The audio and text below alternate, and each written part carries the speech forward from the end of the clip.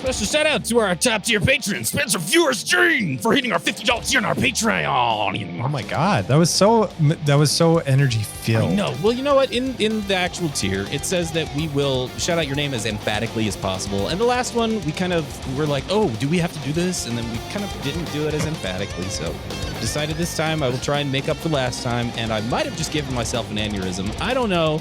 I'll be back from the doctors later. Bye. No, we have to do this episode first. Oh, fuck. Hey, how's Diablo 2 Remastered treating you? Don't. Do you really want this to be beginning?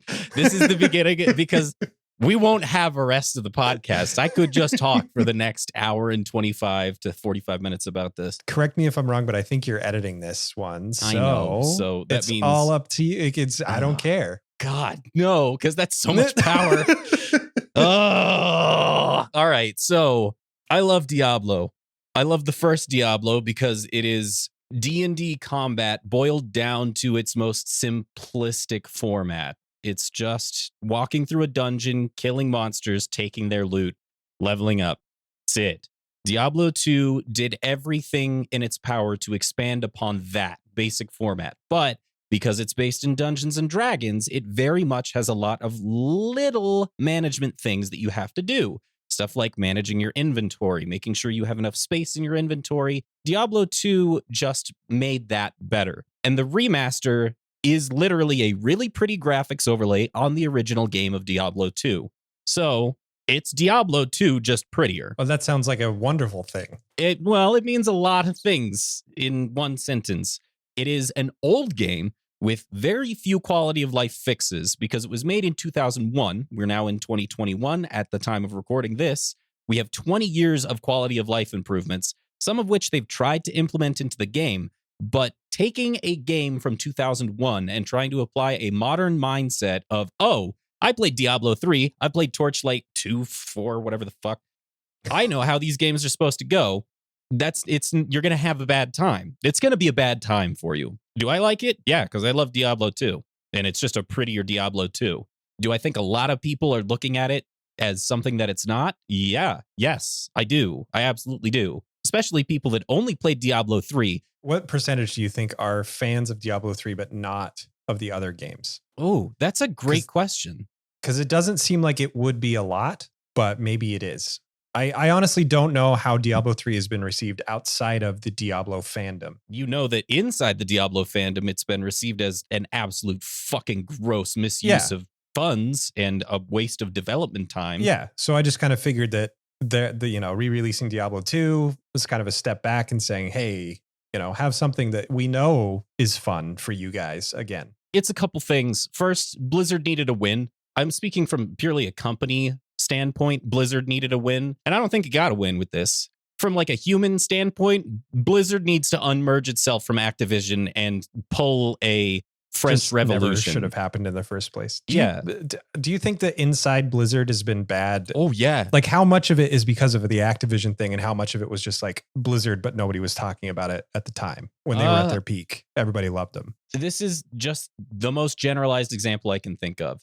The high tier female armor in World of Warcraft is basically bikinis, right? Yeah. And then they took a whole bunch of Activision dude bros who were munching on Doritos and sucking down Mountain Dew and shoved them together in a room and said, now play nice. So what do you think they bonded over? That is a fair point. So anyway. And just terrifying. It is. It really is. Ugh. It's always been a problem. It's and gross. I think most gamer folks understand where the issues are and they feel gross about them. Yeah, I think that the gamer definition has expanded a lot in the last few years, but like the people that care enough to read into this stuff are what I would call the core gamers. I think that because things like Call of Duty and sports games are so popular, the definition of gamer is kind of expanded in a way that I don't think that it should. Kind of like the definition of nerd has. Yeah, exactly. And so you get a lot of people that are into this stuff, quote unquote, even though they only play like one specific game a year or something like that. Yeah, I'm a gamer. I play the FIFA that came out this year. Yeah, every single year. But even though that audience is probably a lot bigger than the core gamer demographic, I think that the core gamer audience still cares about this stuff and is dismayed that it happened. Not only that it happened, but it happened, they didn't know about it, and they supported the companies that were causing the issues unknowingly. Yeah, Like that sucks. There's probably a lot of guilt associated with it. Yeah, like exactly. Some ingrained guilt because people didn't know and they feel a little betrayed by the company or whatever. But it's like, I don't know why people thought video games as an industry would be any fucking different than any other industry that has ever existed when it comes to human rights. Why? Why? It's still a corporation. It still exists and makes decisions to further its own self-interests and make money. And a lot of the time we'll have this typhoon of toxic culture associated with it, like the coal industry, the arms industry, the gaming industry, the entertainment industry, the fabric making industry, anything. How is this one different? I don't know why so many people felt so betrayed. And I do, actually. Let me walk that statement back. I get it because video games are escapism and you can take yourself away from all that stuff. And then to have that stuff shoved down your throat from the companies that are making those things to help you escape. Okay, I get it now. Sorry, I just have to speak out loud and then my brain processes things. No, it's totally that. And I think in the beginning you had gamers making video games because nobody else wanted to. Yeah, it's true. And then as the years went on, they were like, oh, there's money behind this. So you got the traditional businessmen coming in and like creating those corporations, which is just not a recipe for disaster because everybody got rich, but a recipe for disaster in that you get situations like this where the culture is something different than you think it is because video games are such an idealized product. They're like by gamers for gamers, you know? It wasn't a disaster because it was financially viable, but therein, because it's financially viable, is a disaster in itself. Man, we really, on this anime Dragon Ball Z podcast, we really got to the heart of what's wrong with gaming society today. Oh my God. I mean, not really. If we really wanted to, we should just take the next 45 minutes to talk about it. So anyway, besides all the things that I need to cut out of the beginning of this, last time on Eric Hates Dragon Ball Z, we got to the point where Gohan's finally gonna fucking fight Cell. And then Gohan decided to fight Cell a little bit at the very end. Well, not even really. He just kind of teleported around, but you know what? We'll get to the fight this time on Eric Hates Dragon Ball Z.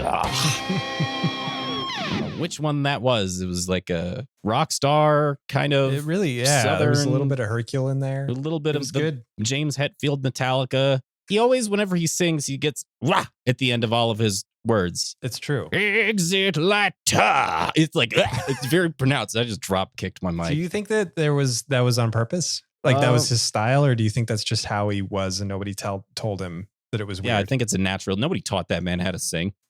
I don't think he's a bad singer. Just he probably never sat down for a lesson. Yeah. No, it's totally a gift from God. Welcome to Eric Hates Dragon Ball Z. I'm Spencer. And I'm John on a lot more coffee than usual.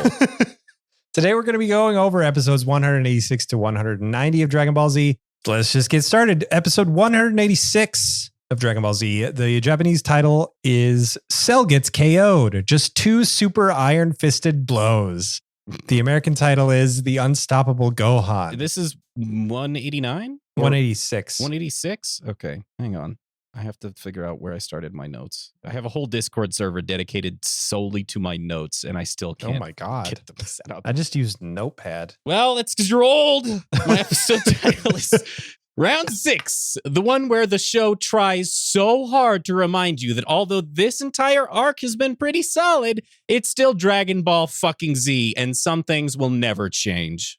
Yeah, that's really good because I was literally thinking that during most of these 5 episodes. Good God. So yeah, these 5 episodes could be condensed into 2 and maybe a half really awesome episodes.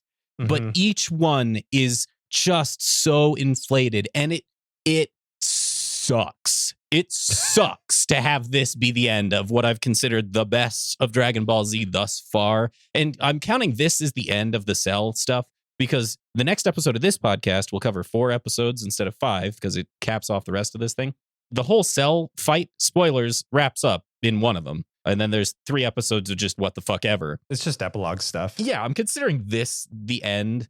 And it's like 6% bummer, 20% fucking called it, 30% and then 44%. I had the math there. I know you thought I didn't, but I did. Those were random numbers, but I was counting. 44%. I have to try not to complain too much. But I really want to. So anyway, we start off and it's pretty good art. It's pretty good art this time. It's all right. And it's got a really incredible music track that I've never heard before. Yeah. No, I hadn't either. I actually made a note of it myself. The music is like freaking. It's banging. It's good. It's great. Yeah. Banging. That's the perfect word. Cell's mad. And it's kind of fun to see Cell this mad, but we don't stay on it for too long yet. We cut to Trunks as he delivers the sensu beans around to his friends. Yeah, because Krillin's busy eating dirt, Trunks decides to be the sensu giver. That was kind of cool, is seeing Yamcha, Tien, and Krillin just down for the count. And then, you know, Trunks flies in and kind of saves everybody. Krillin, once he gets awake again, kind of looks around at the world, realizes that Gohan's transformed and is kind of shocked. Somebody says, I can't remember who, it's like he suddenly became a man. Yeah, Tien. It was Tien a weird quote for me. Which is fair as far as the art is concerned, because Gohan no longer has Gohan's face. Gohan is now drawn with Goku's face now. Every single time you see Gohan, it is just as if Goku's face has been copy pasted onto it. It's a little weird. It's expressions that we don't see on Gohan very often. Like it's serious, it's anger, it's cockiness. Like there's a sense of ego there. Yeah. Like a lot of emotions that Gohan has never used in the show before.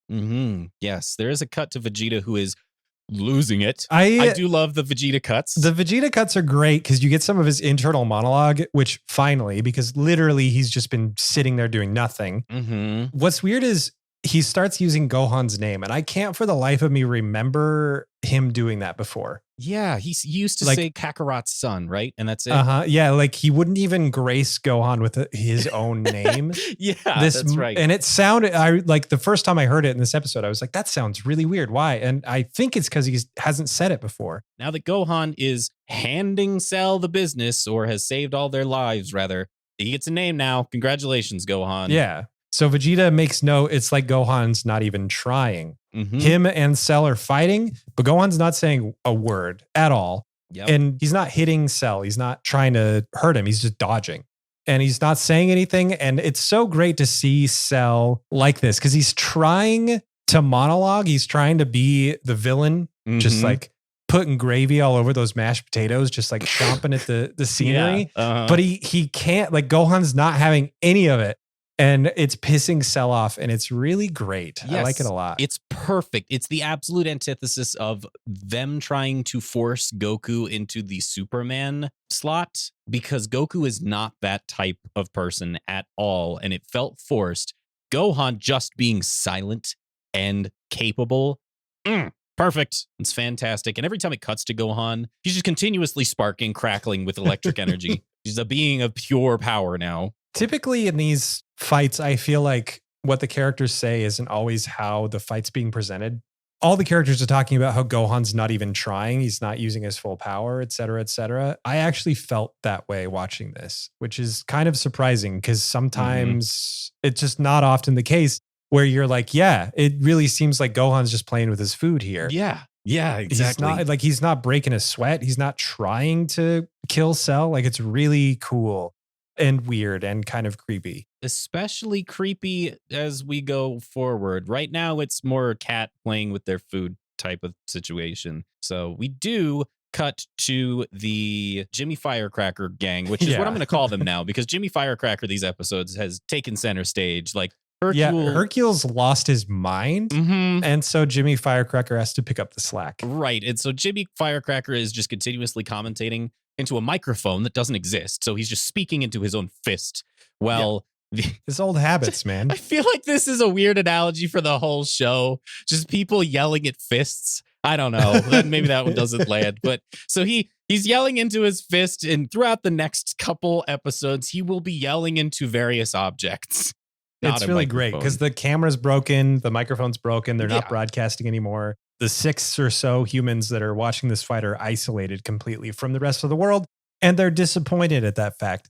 Meanwhile, the citizens of the world all around watching this thing on TV are distraught, to say the least, because the broadcast has been cut off and they can't see if Cell's winning or not, which means they have no idea if the world's going to be destroyed or not. Everybody decides to run away. Like the Z Warriors are like, let's get out of here. They kind of retreat back off a little bit. The humans are like, oh no, this is just too much. Like it's so much power. They're worried they're going to die even more than usual. So they start running away. There's this really cool shot of like, you just see Gohan's foot and you see all the humans kind of down below just running across Right, it, yeah. which I thought was a fun juxtaposition. Our favorite James from Pokemon Boy says, I'll simply die if I lose any more teeth, because he still doesn't have teeth, which is great. Perfect. Which I don't know for sure, but I feel like that was just a fun ad lib on the part of the English dub. Yeah. It just felt like such a joke. Like, I don't know. Yeah, I think they are probably taking a lot of liberties with these. I'm so curious characters. how much they're allowed to actually indulge in stuff like that. I don't how much do they have to adhere to the script? It's the kind of thing I wish I could ask, because I have no exactly. idea. Like, how much wiggle room did you really have when you were writing this stuff? What can you and can you not say? And did it change as the show got more popular in America? Right. Did it become more strict as time went on? Did they give you more wiggle room when you got higher ratings? Like, that's a great... Yeah, because they're more popular. Keep doing what you're doing. Yeah. Great question. I'm very curious.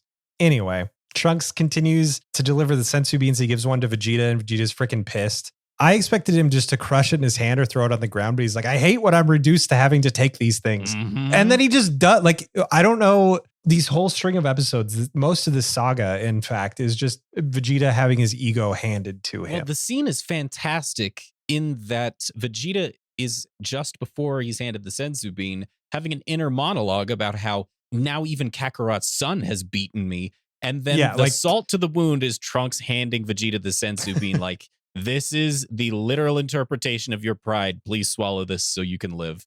It's so good. It's amazing. So Cell screams out one of the other most remixable lines I've ever heard in the show, which is, why do my punches always miss you? Great. I love it. He cannot lay a hand on Gohan. Gohan, it's a different type of dodging than the show usually does. I think you said this last episode, but it continues to be true. Gohan's just there. Like, there's no sounds. There's no like visual cues. It's just the camera will pan and Gohan's not there. And then it goes back and he's there now. It's scary. It's like you said. It's scary. It's horror almost. And there is actually one cut that gives him a horror sting. Did you notice the horror sting? Cell is looking up at Gohan in the air. And the camera just pans down, and then Gohan in the same shot, unbroken, is now on the ground. Yeah. And it gives him like a horror sting of like, oh yeah, this is pretty good. I'm okay with this. And it's then great. Cell gives one of the most eye-rolling lines that I could have possibly heard, which we should know, right? At this point, we both expect it. We just hope that we're past it, but it's Dragon Ball Z. So we're not past it. We're never going to be past well, let's see how you fare against me when I'm fighting at my full strength. Yeah. And it comes off, and I'm almost disappointed, but I think this episode rebounds in a way that's fine. It kind of fixes itself. Yeah. But they do make the mistake in the first place, which is kind of disappointing. So Cell starts charging up. He's like, just wait till I get to my real full power, my ultimate perfect. I wasn't really trying. Let me really try this time, guys. Hang on. Yeah, even though I was like cursing you out just a couple seconds ago. So Cell tries this like traditional monologue on Gohan, and Gohan's like, can it? Trunks is the only one that believes that Cell is bluffing when he says, let me show you my absolutely real full power. Everybody else is like, no way. He can't get any stronger. And I was on Trunks' side at this point. But in no time at all, Cell is charging up from almost defeated to potentially stronger than Gohan now. And Trunks almost immediately eats his words by saying, well, I guess that shoots my theory out the window. And this is quite the power up. The world shakes. There's waves on Kami Island, an incoming tsunami. The show presents it as a big deal that Cell is going to become a threat to even Gohan. But after it dies down, Gohan just looks at Cell and says, is that all you've got? Which is perfect. It's great. And Gohan has two lines in this entire episode, basically. But every time he delivers one, he sounds emotionless. He's very flat. Nothing impresses him, and it's great. Gohan has become the villain of this battle because Cell's the one scrambling and pulling out tricks and just trying stuff to try to survive. It's kind of a cool reversal. And even though new Cell does have like this weird glow around, did you notice that? Like in the art, like It's almost like they feathered the edges or added a little bit of lens, like something. Yeah, they downloaded the newest version of Photoshop and played with some of the tools in it. Gohan finally, like in minute 20 of this episode, just punches Cell. Like he actually lands a blow. Well, it starts off with Cell diving in and punching Gohan's face, and everybody marvels at how fucking fast Cell is now. Wow, he increased his speed and his power equally. And Gohan doesn't give a shit. Gohan doesn't care at all. He gets tagged in the jaw, and Gohan falls back a little bit, but doesn't completely fall over, and slowly looks at Cell and gives him another solid fist right into Cell's chesticle. The same chesticle that was fisted previously in a different episode. And poor Cell's bruised chest bones. Oh my God. And then Gohan gives him one to the jaw. And like the Japanese title, in 2 shots, Cell is just throwing up blood. He's got the he's like wheezing. So I really like the reversal of the typical Dragon Ball Z formula. I feel like it could have been pulled off a little bit better, but I get what they were going for, which is villain is almost defeated.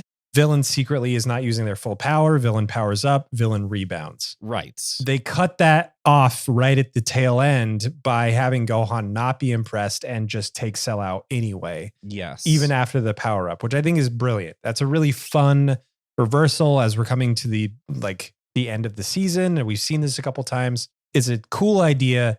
It didn't land 10 out of 10 for me. No. But it was still the best part of the episode for sure. Yeah, easily. If they had cut out all of the gang having something to say about Cell powering up again and becoming even more of a threat, like it's just understood that once a character powers up again at this, like we get it. We get the trope. Yep. All the characters don't have to re-explain why we should get the trope again. If they cut that part out, then it probably would have landed better, I believe. But, yeah. And it was okay. It is all right. It was fine. I don't know. But that was it. It was fine. That's the end of the episode. That's the end of the episode. Episode 187, the Japanese title is Something Amiss with Cell. His perfect form crumbles. The English title is Cell's Mighty Breakdown. My episode title is Round 7. Ew. Yeah. So this episode opens with Krillin asking the right question, which is why doesn't Gohan just finish Cell off?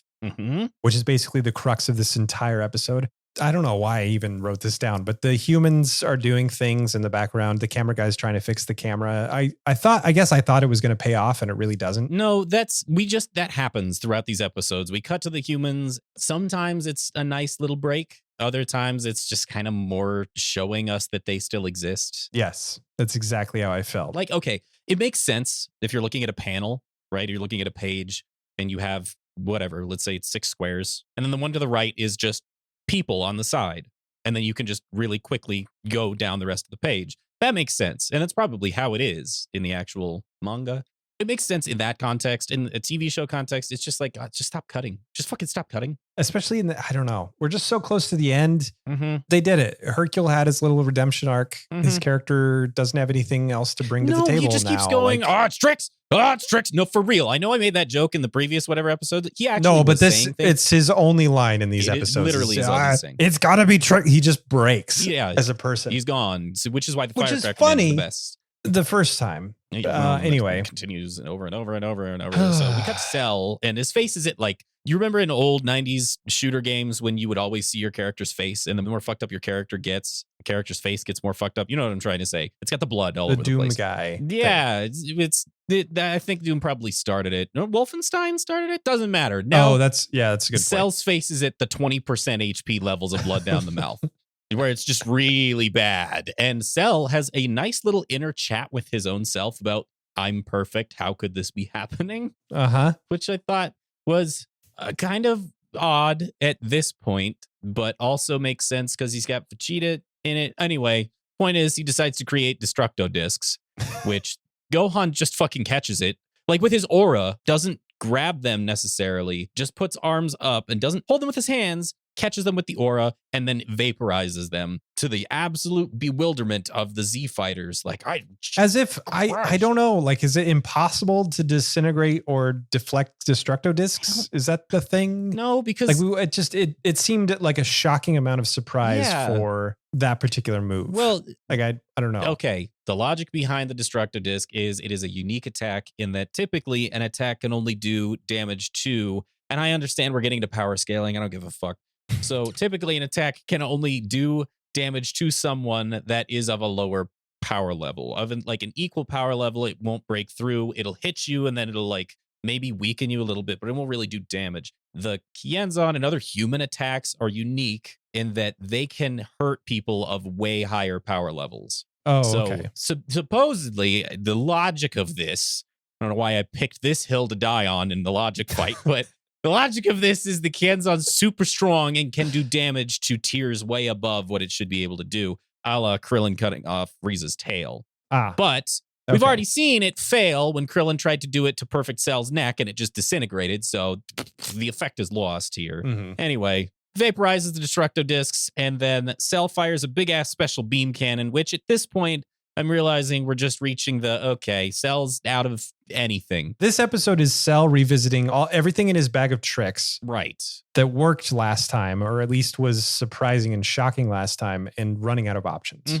Yes, and we know nothing works. We know he's out of options because his follow-up attack to the special beam cannon, which Gohan just bitch slaps that away. He's gone. It's cool looking though, at least. It is. It's got this good purple and orange light when he fires it, and it's at least pretty to look at. We know Cell is out of ideas because his follow-up attack is the rapid fire energy thing. He doesn't even, I love it. He doesn't try to do a named attack. He's just like, rapid fire. Yeah, he's like, I don't know what to call this one, so just shoot it fast. Fast shooty ball, begin. We then have a good human cut, which is Hercule. Wow, I might think about taking this kid under my wing. He's got some talent. And Jimmy Firecracker, who at this point has been an absolute professional, turns to Hercule and is like, it's obvious to everybody here that kid is way more skilled than you, right? And it's the first time that anyone has just directly told Hercule, yeah, you're full of shit and we all know. Yep. Hercule's defense to this is to laugh and say, bullshit. Nope, I'm the best. That's all he's got. Part of me thinks that Hercule deserves better character moments now that he's kind of been humbled with the whole Android 16 thing, but at least it's a joke that lands. Yeah. And Jimmy finally, calls him out, which we've been waiting for a while, unlike pretty much every other cut to these guys in these episodes. Yeah. I have to wonder how much of these episodes, and we'll talk about why very soon, it was extended out like this for padding the running time. And we'll get to fucking why later. Holy shit, we'll get to why later. So anyway, Cell is shook now. Cell has been shaken to his I was going to say cells, but I hate myself for even thinking it. That's core. Good. And Gohan gives him the business with, I warned you. He's just like approaching Cell and slowly, and Cell's kind of freaked out. He's genuinely scared. And Gohan's like, what's wrong? Isn't this what you wanted? I did warn you, if you unleashed my hidden power, I wouldn't be able to stop myself. And the moment that Gohan gets close enough to Cell as he's saying this monologue, which is creepy, it's delivered great. Cell literally runs away. Yes. Like he blasts off up above. He just runs. Once he's up in the upper atmosphere, he gets a little confidence back. He just starts doing a Kamehameha wave. And even before anybody said anything, I knew that this was going to be the planet destroying attack that's going to scare even Gohan, whatever. But the result is kind of cool. It is. It's very good. Yeah. Cell does a huge Kamehameha wave. Everybody's like, oh no, you can't do that. You're going to destroy Earth. Gohan, get out of there. Run. It's too powerful. Cell launches the attack. And in response to this, Gohan doesn't steel himself to block or deflect or anything. He fights offense with offense by doing his own Kamehameha wave, which is great. And the way that he does it is also great because he says the Kamehameha thing without fucking moving. He's just staring. He doesn't do the arm gestures stuff at all. He's just staring at the blast incoming, says Kamehameha like he's charging it. And then at the very end, throws his hands together and with the ha shoots it out. Like it's not a big chargy thing like you're used to seeing. It's really good. I think this moment, compared to the previous one that we talked about, where we're subverting the Dragon Ball trope stuff, this one landed way better. Way better than the other one. It was really good. And so you see this big ball of energy coming down to destroy the planet, and then this smaller but better ball of energy shooting towards that. It meets and pushes the big ball away, and it keeps going. It slams into Cell, and then it just keeps going and going and going and going into space. The show tries to trick you to thinking that Cell is dead for about 5 seconds. I honestly think it would have been a fine end to kill Cell here. I think it would have been fine. There would have been a lot of different ways you could take it. If Cell died right here, and then maybe you couldn't calm Gohan down. Now he's super bloodthirsty. He wants to pay back Vegeta for fucking up his dad. Maybe he wants that'd to be kind of cool. Yeah, and then it's like out of control. It's almost a Broly situation. But guess what? It's he's coming back. But I do like this shot. Okay, Cell is dead, quote unquote. After the blast sort of dies down, the camera cuts down to the desert. It just looks like the desert. And it's an empty desert. And then Vegeta's head pops up under the sand. Mm-hmm. He emerges from the desert sand and he looks up at Gohan, who's still standing there unscathed, basically. And it's just a perfect moment. I don't know why that one hit me so well. It was beautiful. It's just this perfect symbolic representation of what Vegeta as a character is going through. It is, yes. I guess. But then the other characters also poke out of the sand. And I guess Gohan is just so fucking strong now he can modify Earth's biomes with his energy. Because now they're in a desert. They're just in a desert now for like the rest of this episode, and then that's it. But now they're in the desert. All of them. Goku gets out of the sand and then has a nice little flashback, remembering like, I always knew that my son could do this because when they were training in the hyperbolic time chamber. It does seem like it's a new scene. It's a new scene. It's something we hadn't seen new before. Animation because it's Gohan fighting Goku, and Goku's pushing Gohan to the limit. Gohan gets back up and says, no, I can take more, and then powers up and falls asleep. We might have seen the tail end of that in the show. Do you remember that scene where Goku is carrying Gohan into bed? Oh, yeah. And then Gohan wakes up and he's like, hey, Dad, we could still train. I can still do this. Like, I wonder if that's the beginning of that scene. That's true. I like that way better. It makes way more sense. I don't know if that's true. It's kind of it makes more sense. It's a fun little callback. Yeah. Krillin makes an awesome dad joke here. He says, who knew getting rid of Cell would be such a blast? And then everybody's like, I hate Krillin it's so much. Good. It's great. I do. Like, what's wrong with it? It's great. That I'm not going to say anything else. Like, I get it. At this point, I understand the whole. That's his whole thing. He's the comic relief, and even a bad joke is still a joke to try and light the mood. And it's in his character. I just hate it. I just hate him. I do. That's all. How much money would it take you to cosplay Krillin at a convention? I don't know, but I do know that it would probably there was a transition to mid-roll shout out here, but I just fucked it up super bad. Damn. I know. I had one in my head. I was like, speaking of money, mid-roll shout outs. This is the part of the episode where we like to thank our patrons for supporting us on patreon.com. Such a bad transition. You know what? I think that's just our MO.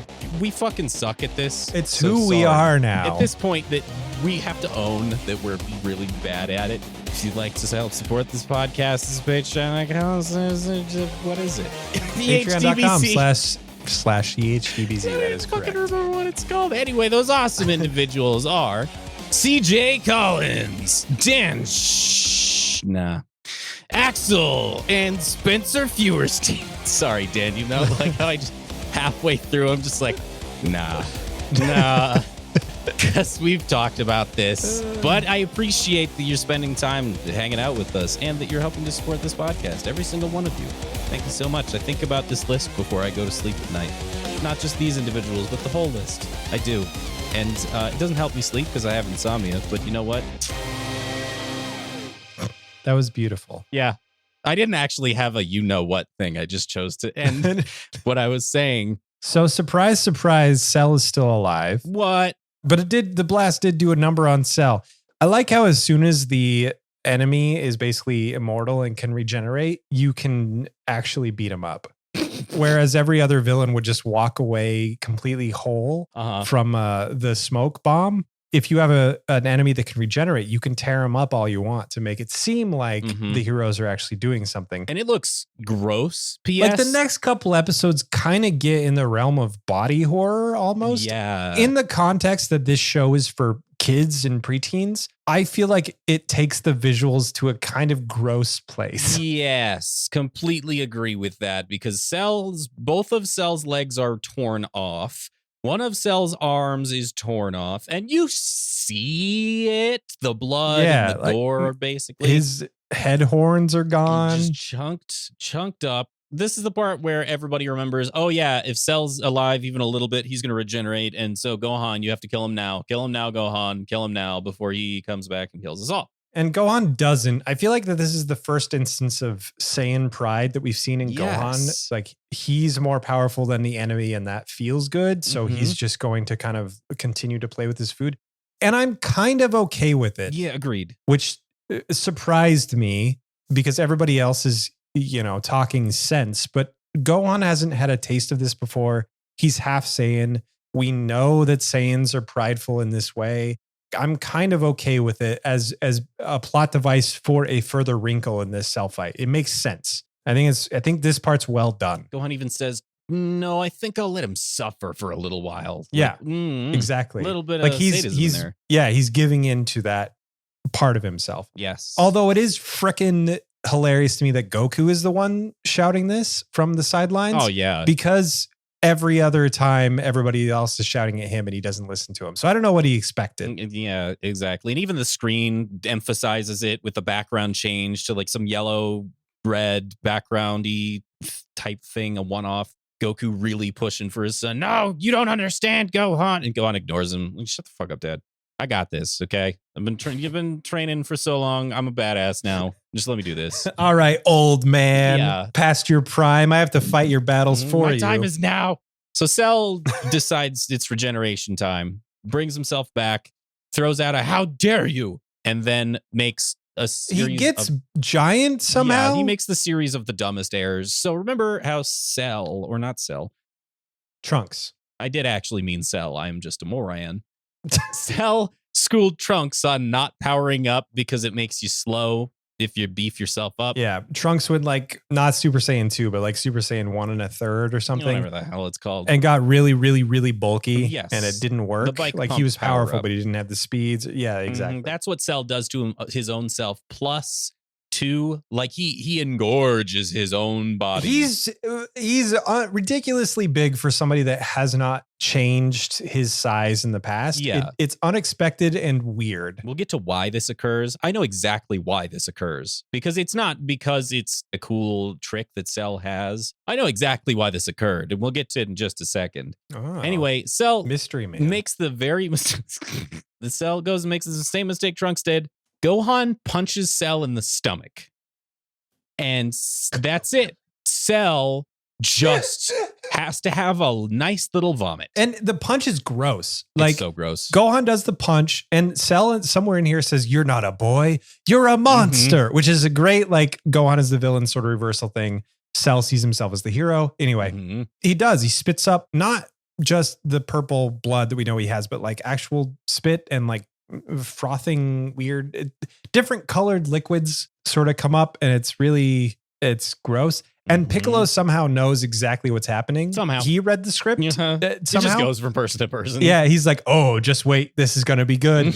And hold on to your hats, kiddies. Yeah, exactly. And Cell, because of the punch that Gohan gave him, spits up Android 18. Yeah, and it is gross. It's super gross. Just a huge loogie with 18 inside of it. And I don't understand anything about what's happening at this point. So here's my note. This whole thing is weird because it's not like Cell 818. So is Cell's tail hole connected to his mouth?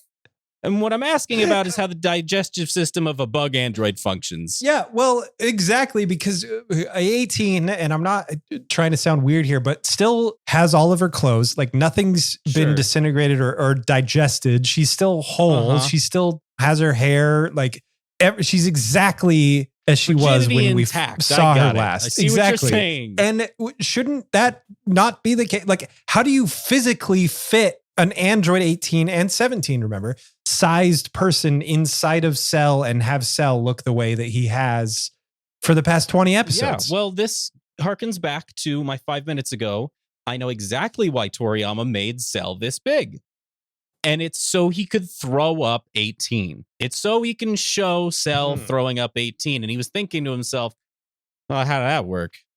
Cell's about the same size as like a normal ass person. Oh, what if I just make him real big? Yeah, that's how we'll do it. I am fine with the plot point as a conclusion. usually we try to fix the show as we go. I don't know how you could have made this moment work any other way. It doesn't make sense. Make him glow. Make him glow a lot. Make him glow a lot, and then scream, and then an explosion occurs, and then Android 18 is just on the ground coated in cell juice, and then Cell is now less powerful. That's it. Just don't show us. Just don't show us. The opposite of show me, don't tell me, that I'm usually in for. This is too much showing. Yeah, if it doesn't make any sense, and it's just a weird thing to get a beloved, I don't know, an interesting character back in the show, just make it a little bit believable. I don't. I know. We just asked Dragon Ball Z to space make it a magic. believable. I know. No. I'm giving the show permission to use space magic at this point because they tried to do the whole like biology, anatomy. You know, it's coming up out of my mouth because I absorbed it anyway. Yeah, it doesn't. Just you're right. You're right. Just glow. Just glow a bright little color and separate. Because otherwise, we have to start asking like, how is the tail connected to the mouth, connected to the part of the cell body that stores these androids that is giving him the... I don't want to ask these questions. Yeah. I want the internet to figure it out through DeviantArt. I don't want to ask these. I believe the internet has figured it out many, many times. That's what I mean. I don't want to. I don't need it. But I didn't ever want these questions to enter into my head. Anyway. No. That's the end of the episode. Episode 188. Is it apparent that these 5 episodes also drove us a little crazy? Just a little bit. Yeah. Mm-hmm. Because it's episode 188. The Japanese title is Bye Bye Everyone, Goku's Last Instantaneous Movement. The American title is Hero's Farewell. I'll never not laugh at the dumb poop joke my brain makes when you say instantaneous movement. It's pretty good. No, it's pretty good. My episode title. Oh, sorry. Go ahead. Go ahead. We've only done this 188 times, Spencer. Shut up. I want to be done with the Cell saga. I do too. So my episode title is round 8. DBZ Bingo Blackout. There's a time limit before the planet blows up. New forms for a bad guy. A big technique. Retrospectively, I could have stopped all this. Goku saves the day and dies. We win. We win Dragon Ball Z Bingo Blackout. You should have said bingo at the end of the title. Bingo. Fuck, I should have. Yeah. Let me do it again. No, I'm just kidding. So anyway, we start off with the big ass Cell who is just watering at the mouth. Much saliva. It's more... This is where I put body horror for kids because it really is. It is. It's super gross. I don't like it. So nasty. The humans, and this is the Jimmy Firecracker, they have no idea what they're watching anymore. They're standing there and they have no words. It's one of my favorite human cutaways because they're reacting exactly as a normal human being would in this situation. They cannot comprehend the horrible, inexplicable, otherworldly sights in front of them at this moment. It's fantastic. Perfect. They don't know what to do. Mm-hmm. Cell desperately tries to reabsorb 18, not through the tail, but by through his mouth. Like, I don't even know if it was doesn't work. It was an illusion to Cell was going to try and gobble her up, or if Cell was just like grasping at, oh no, this is mine, like a Gollum situation. Oh, I see. Okay. So I don't know, but I thought the same thing. I was like, is this okay? Now I have to ask more questions. Luckily, I don't have to ask more questions because Cell reverts to his previous form now, the creepy perverted frog person. See, that I'd like. Same. But I think going back to your suggestion, the bright flash of white light would have been great because perfect Cell, bright flash of light, 18 on one side, second form Cell on the other. Diffusion. Yeah, exactly. This 18 comes back. He's still perfect. And then he transforms. Yeah. The transformation is cool. It's not just like a snap of the fingers. You get to see his skin change color. His form kind of reverts. They do a good job animation-wise of making this transformation happen. But at the end of it, he's second form. And I'm just forced to ask more questions than I want to about the vitalness of 18's presence within him to make him perfect. I should reiterate that the art throughout this has been really solid. The animation, perfectly solid. It's just the logic that's so flimsy and nonsensical. It's starting to run away. It's starting to become a runaway train. It is. And okay, so Cell in this form then charges after Gohan, which I get it. He's mad, so he's not thinking. Mm-hmm. He charges after Gohan. Gohan knocks him, and then he falls into the edge of a cliff, which just... I noticed this too. So he's somehow knocked into a crater. Second form Cell's holding onto the edge like he's going to fall and die. So But Cell can stupid. fly. Everybody knows Cell can fly, including Cell, because as Gohan walks over, kicks him off, smashes his hand, whatever, makes him let go. Mm-hmm. Second form Cell starts to fall and then remembers, oh, right, this is a totally manufactured drama because I can just fly. And then he just starts flying. It's what the fuck? So following that, Cell becomes a Mega Man villain, only known as Volt Scorpion, where he haunches over and his tail goes over forwards, and then he just inflates like a balloon. Like he just pumps. He becomes a up, balloon, like a literal balloon in a Mario Party minigame. Yeah, we talked about the bike pump power up. This one wins. This one is an actual. You take a balloon and you, and then that's Cell now. That's second form Cell now, and he looks like a parade float, like a Macy's Thanksgiving Day parade float. He looks like the Stay Puft Marshmallow Cell. It's not good. And it comes out of nowhere. And I guess it was kind of established with the Android 16 stuff. But basically, he says in a very bad voice, because not only is the second form Cell frog voice back, which I was fine with at the time, but since we graduated to Perfect Cell, which is just a gentleman villain, yes, it's bad. And then he's also inflated, so he kind of plays with his voice a little bit to make him sound even. Sounds like that. He's so pathetic at this point that I don't like that he has another bullet in the chamber. Like I don't like that he has another thing that he can do. He doesn't deserve it, and it feels wrong pacing wise. As an audience member, it feels weird. It really comes to a dead stop at this moment where there was momentum. There was real momentum. We were getting places. Here's what puts it to a dead stop. Gohan is brought to his knees and puts his hands on the ground and stares at the ground like, oh, I fucked up. I could have prevented this from happening. The pace has been set by Gohan's momentum. As soon as that momentum ends, the show comes to a dead stop. Yep. And I wrote down in my notes while I was watching this that I think that because we go through like an actual flashback and look back at moments where Gohan's like, oh man, I could have stopped this one episode ago. Here, look at this footage for 3 minutes. Mm-hmm. Writing down the note, I was like, maybe this hubris is good for Gohan because he was like, nothing can stop me. I'm all powerful. Get out of my way. Don't tell me what to do, Dad. Mm-hmm. Like, I'm going to do this. So maybe the hubris is good. But like coming back to it now, as we're talking about this, I realized that it's not great because Gohan as a character normally doesn't have an ego at all. He second guesses every decision that he makes. Mm-hmm. So having a character that is very much methodical in everything that they do, become egotistical, and then have a moment of second guessing themselves feels weird. Like that's a Vegeta moment, not a Gohan moment, because it's not growth for Gohan. It doesn't represent. I don't know. Regression. It doesn't work here. It's regression. Yeah, it's character regression. Just a touch, and I get why, and I hate why because the next thing that happens, not this part, although this is the eye roll groan. So Cell yells out, "You have about 40 seconds before I blow up the planet." That hurt my throat to do. It's accurate. But it gives us a countdown timer. It does. We cut to Goku, who, upon hearing that there's a countdown timer, is like, oh, I'm good at this game. I have an idea. I read the script. I know what to do. I do like that Cell says, I guess we'll call the game a draw. That was cool. I liked that line. That ties it back to the Cell games and all that stuff. But yes, Goku has an idea. The music supports the hero moment for Goku in this moment is awesome. It really the is. Music. Yes, agreed. And the backgrounds change and it gets like sparkly and just a little bit Instagram filtered, just a little softened. Yeah, it does, but it works here. I'm going to take everything that I'm going to say right now back in about 2 minutes, but it really works to sell Goku as the hero of this moment. Yes, agreed. Everything supports it. Goku comes up with a plan. Everybody, all the ancillary characters are like, what's going on? What are you going to do, Goku? What are you talking about? Goku says his goodbyes.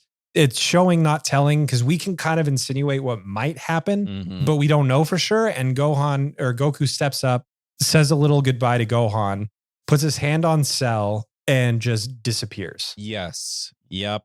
It's kind of great. It's a really perfect moment that I am split on really deeply. Oh, yeah. 100%. Yeah. So first of all, just to finish it off, please. He lands on King Kai's planet because, in his words, it's the only place he could think to go to bring this giant balloon Cell. And King Kai's last words as a living being. Mhm. He says, well, you could have called first. Mhm. And King Kai's entire planet is destroyed. Yes. Gotta give Goku the credit A there, though. seizure warning for Holy anybody. shit. So, yeah. It's pretty bad. So Cell, King Kai, Goku, Bubbles, and Gregory, along with the planet and sadly the sports car, get exploded. Everything explodes. Oh, yeah. And it's a good, honestly, even past the epilepsy, it's really well animated. It's really good art. I appreciated it. It's a lot. awesome. I mean, King Kai's planet's been around since the first saga, and it kind of like is an end of an era. There's a lot of that. Yeah. We mentioned it in the last episode, but there's a lot of like goodbyes kind of happening, like tying off the loose ends and finishing off characters, which is really cool. But outside of that moment, we come back to Earth. Gohan cries out, and it's sad because Goku's dead. I am torn on this moment because the last 3 or 5 episodes have not been about Goku. He did it. Toriyama successfully passed the torch from his old main character to Gohan and then immediately threw the torch back to Goku. Mhm. Like, why? Especially what's going to happen in a few minutes. Why couldn't Goku have died in the fight versus Cell and everybody's like, oh shit, Goku died fighting Cell. Yeah. What the hell are we going to do?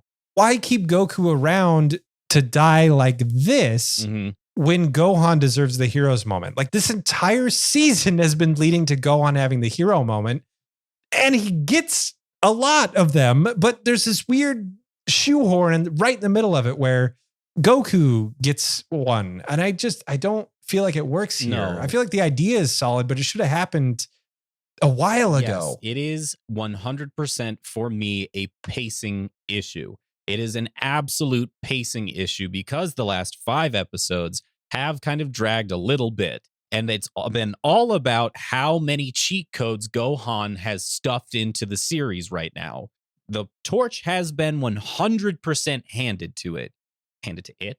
Handed to him? Handed to him. Cell does call him Monster, so handed to it, otherwise known as Gohan. And then it's the yank back. It's how fast. Cell says 40 seconds, and the show actually counts. Like this, the show really does only take 40 seconds to go from Cell saying there's about 40 seconds to Goku teleporting Cell away. It really is, give or take, maybe 20 seconds, but it's way better than the shit that happened on Namek. Way better. So I'll give him credit there. But because it only takes that long to yank the fucking torch away from Gohan, when all of this feels so earned, and even after Goku's gone and Gohan screams out "Daddy" to the wasteland, harkening back to all the growth that Gohan has had, and then it just feels like we're almost right fucking back to square one. And it happened that fast. Even having him say "Daddy," which I thought worked as a moment, but it's regression for Gohan. And it's, I don't like it just, Yeah. Yes. it just doesn't feel good. I think all the pieces are there. I think as a concept, as an idea, Yeah. I do believe all the pieces are there. I don't think it's bad writing necessarily. I think it's poor execution on the part of the show's timing. Maybe it's better in Kai. Maybe it's way better in the manga. I don't know. I know here it's the end. It's supposed to be one of the like real end moments of this whole arc. They have been nailing it so much so far, and I'm so not happy about it. That's probably another reason why it feels worse. It's my standards are up higher. And so now this is just falls on his face so hard that I'm like, fuck. Yep. Now everything sucks. It is 100% is a pacing issue. So Roshi back on Kami Island loses track of Goku and Cell, can't read their power anymore, signifying that they're, gone. Mhm. Jimmy can't stop commentating, even though he has no microphone, which is great. Mhm. This moment's pretty good. Krillin, It is pretty good. I have a different reason, but go ahead. he's Krillin's the only one out of everybody watching this peanut gallery that comes over to comfort Gohan and say like, hey dude, this sucks, but you got to get up. Like, come on. He is a really good friend in this moment. Can I read you my notes? Yeah. I want to read you my notes because you'll probably appreciate them, honestly. Krillin tells Gohan, that's right, cry. Because Krillin might be a piece of shit whom I hate with every fiber of my being sometimes. But like Spencer said, he's a good guy, goddammit. Hell yeah. And then my following note is, And then he sees Android 18 and completely abandons crying Gohan for the hot lady. I mean, you're not wrong. Like immediately he's like, oh, wait, ass. I have to go. I have to leave. Compared to the like fucking train wreck that was his original encounter with 18 yes. or whatever. This is way better it's handled way better. It comes across as less like, oh, look, a pretty girl, and more like, oh, wow, Android 18 is back. She's unconscious and not moving. Yes. I should probably help her. Yes, that is true. It comes across better, but you're not wrong. It's better, but for sure he prioritizes hot robo girl over crying friend who just saved the entire planet and whose father died. John, can you honestly tell me that you wouldn't do the same? Yeah. Yes, because I have this thing called priorities. No, I don't think you understand. It's a hot robo girl. Oh, sorry, you didn't say hot. No, yeah, I'd do that. Yeah. I just dropped I dropped my very best friend's son who is crying and alone to go check out a hot robo girl who is covered in the saliva of a demon. Yeah, that's exactly it. Krillin's a piece of shit. And like, it's not intentionally, but they wrote him to be a piece of shit sometimes in this arc. Yeah. It's like, we gotta get 18 back in this show. Yeah, how do we do it? It bothers me for you, honestly. Because like I said, I don't necessarily like him, but like to see him not acting like Krillin as we expect or hope Krillin would act, it bothers me for you. Yeah. I think that Krillin has a specific character, and there are times where the plot twists that, take some of that away to move the plot forward to the detriment of the character. Mm-hmm. And this is one of those moments, but it's not nearly as bad as it was. Maybe it seems worse because we are at the crescendo of the whole saga. And so every little point that seems out of character, every speed bump that stops us from going seems worse. A lot of people have been behaving really in character, and it's kind of fun to get to the end of this season and seeing those moments pay off. And like, who knows? It's the end of a season. We know that the show continues, but at the time you weren't sure. It could be the last time you're seeing these characters, and a lot of good stuff happens. Oh yeah. But these episodes, man. Oh God. Every out of character moment is just so much more apparent. We're not even done. We're not even done because the next episode is the most horrendously egregious episode of the entire Cell and Android stuff. It's pretty bad. It's a pretty bad episode. It's like a 2, maybe 3 out of 5. And it's like, okay. So anyway, we cut to King Kai and Goku and Gregory and Bubbles. I do like that they're just instantly on Snake Way. I really wish that we had a King Yama cameo. Oh yeah, that would have been cool. It would have been kind of nice, but they're just on Snake Way. Yeah. And King Kai is obviously pissed. They kind of talk for a little bit. And I love the dynamic between King Kai and Goku. I do too. To be clear, it also grinds the pacing to a halt, but at least it's fun. It is. I agree. It's very fun. It's not what I expected. I did not expect them to wholeheartedly just like, yeah, death literally has no consequence. And here is them alive in the next scene. They're not in a different spot. Let's talk about that for a second. Like they have halos above their heads, but they're literally 50 feet to the left of where they were. And that's it. Like that's the only thing that they have to worry about. Yeah. Yeah. It's not great, but King Kai is mad. Anyway. So many things happen. So many things happen these episodes that I'm just like, we just have to kind of go forward with it. It's like, yeah, this sucks, but the show keeps going. So right. Yeah, exactly. This is a fucking nightmare. But so episode 1, yeah, exactly. So Goku can't sense Cell, or he can't find Cell in hell. Hell isn't in Cell ain't in a hell. Which doesn't make any sense, because if Cell had died, Cell probably wouldn't have been given the opportunity to run Snake Way, because he's not a hero that saved Earth that has his body. Mm-hmm. He's a tyrant that just should go to hell. The bad place. So he probably would have been sent there. But anyway, Goku can't sense in the other world Cell's energy. So he's like, oh, what does that mean? And King Kai freaks out because he's convinced that means that Cell is still alive. So Vegeta wants to kill Android 18 for like a second. He's like, Krillin, what the hell are you doing? And Krillin's like, I'm just, she's a girl, didn't have much of a choice. Victim of consequence. Dr. Gero, blah, blah, blah. Vegeta's like, I ought to kill her. I don't care. Fuck That's what he does. He says, you're pathetic. I don't give a shit. And that's it. Yeah, like that's it. That's the only objection that any of them make. But the look that Vegeta gives Krillin is like, I know what you're doing with that. Here's my problem with this. Okay, Krillin obviously has a crush, and I think it's presented badly. I still think that you could play this off as Krillin being a good guy and saying like, you know, she never got a choice. She was made into an android. She was programmed. Well, if they changed almost every single one of the lines, for sure, it could have been so much better. There is a path to 18 and probably 17, which Krillin does think about. That's true. Yeah. Deserves a second chance in the real world without their programming. Whatever. Everybody is obsessed with the fact that it's a robot girl that Krillin wants to bang. Like that's their immediate judgment on what's happening. And Krillin's voice lines do not help not support that. They don't, but it is hilarious to me that it just goes there. Like, no, if it was 17 that he was rescuing, it wouldn't go there. It wouldn't be. It wouldn't go there at all. Yeah, it wouldn't even be like an altruistic. Krillin's a good guy. Point. Exactly. It's just because anyway. So Dragon Ball Z was made a long time ago, and definitely wasn't perfect. But anyway, so while they're talking about all of this, there's a sudden rush of wind, and out of nowhere, a bolt of energy flies through the air and passes all of our heroes except Trunks, and the beam of energy goes through Trunks' heart.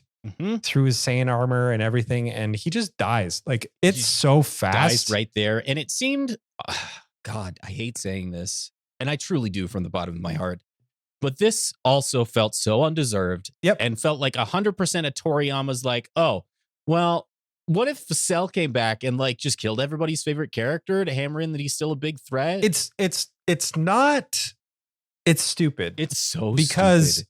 Right after that happens, Cell says, and Perfect Cell is back. I don't know why he's perfect. It doesn't make any damn sense, but he's standing there as the smoke clears. It's Perfect Cell. And he says, my aim is as good as ever. Why would he want to kill Trunks? Trunks didn't do anything. Why didn't he try to get a cheap shot on Gohan, which is the one person, the only person that has actually made him scared and lose his cool guy demeanor and embarrass him? Like, why? Why? I don't know. I actually forgot to mention this. I'm going to say this angry, but it was happy when I wrote this because it happened 5 minutes ago. When Gohan's crying and Krillin kind of helps him to his feet, he has Super Saiyan hair again. Not Super Saiyan 2, Super Saiyan. He depowers in that moment because of what, like, emotionally what he's going through. I thought that was really clever. Yes. It also could be a way for Cell to get a cheap shot in because he's not powered up anymore. But that doesn't happen. He just kills Trunks for absolutely no reason. And he's somehow perfect again. And then the episode ends. And I'm glad that we're not just ending there and instead we're continuing to talk about these things as much as I don't fucking want to. It deserves to be talked about. Episode 189. The Japanese title is A Nightmare in Broad Daylight. The terror becomes even more perfect. And the American title is Cell Returns. My episode title is Round 9, the one where I really have no possible way to see past how terrible Toriyama's writing is anymore. And the last series of arcs must have either been written by somebody completely the fuck else or was a total goddamn fluke. So here's my theory. Okay. The Cell game saga has been really great. You got a great villain. You got a great side characters. You got good fights. Great mystery, awesome pacing, wonderful animation. Just so good. Yeah.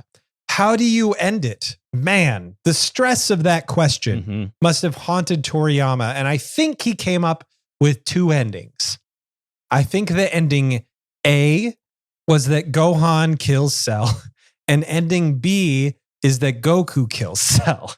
And instead of choosing one or the other, he tried to do both. Ooh. And that's why this sucks. That is so much. A fantastic theory. That really is. Let's get into this episode and then I'll throw around more of my bullshit conjecture too. Because that's my first note is I felt like this was the result of two different endings clashing with each other right here. Yes. Minor thing. The music here, it's good. The music actually sells it as a feeling. I actually, Cell. No, I didn't. I think that I feel like complimenting the music, which I do quite a bit in my notes throughout these few episodes, is deserved because the music is awesome. Yeah. The American soundtrack for these episodes is fantastic. Nail it. It also downplays how mad I am at these episodes. Same. Yes. Bit.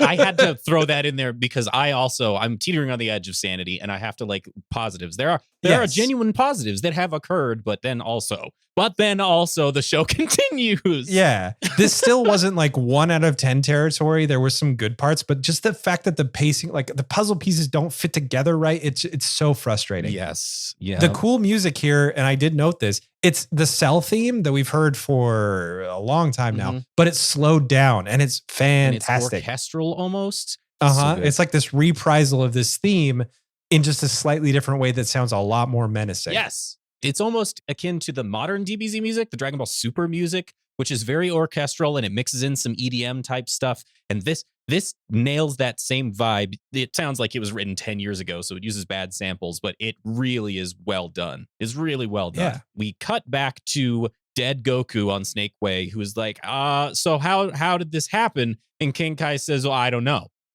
Which I think is King Kai actually, this was a conversation that occurred in Akira Toriyama's head, where he played the part of King Kai in his head, and Goku was a fan asking him, well, how's Cell alive?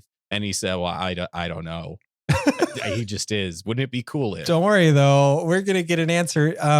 Dende's doing his Dende thing.